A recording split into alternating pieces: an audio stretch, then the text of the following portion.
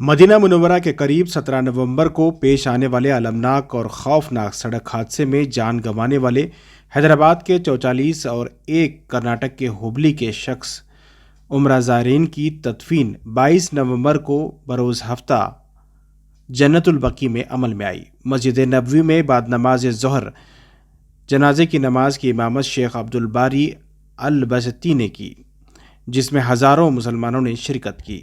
نماز جنازہ کے بعد تمام میتوں کو مسجد نبوی سے جنت البقیع منتقل کر دیا گیا۔ تلنگانہ حکومت کی جانب سے ایک خصوصی وفد مدینہ منورہ بھیجا گیا، جس کی قیادت اقلیتی وزیر محمد اظہر الدین کر رہے تھے۔ اس وفد میں MIM کے MLA ماجد حسین بھی شامل تھے۔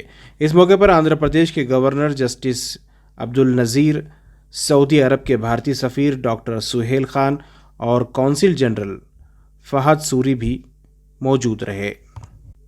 آپ کو بتا دیں، مکہ مکرمہ سے مدینہ منورہ جانے والی بس میں تقریباً 46 افراد سوار تھے، جن میں 45 افراد تلنگانہ اور ایک شخص کرناٹک کے ہبلی سے تعلق رکھتا تھا۔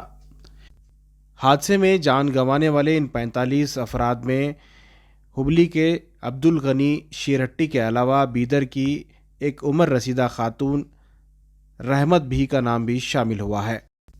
ان تمام مسافروں میں 45 لوگوں کی موقع واردات پر موت ہو گئی۔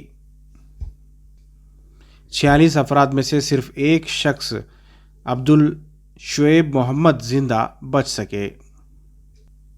کرناٹک کے ہبلی سے تعلق رکھنے والے عبدالغنی دبئی میں ملازمت کرتے تھے۔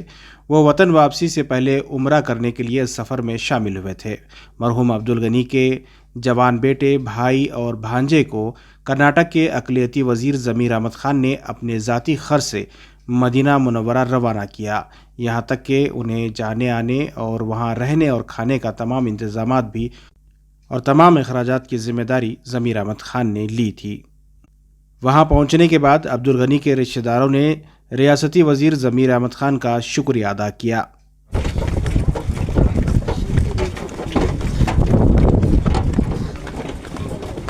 ضمیر احمد صاحب جو ہمارے کرناٹک کے منسٹر ہیں، ان سے ملاقات کے لیے وہ ایوب بھائی ہمیں کانٹیکٹ کیے وہاں سے۔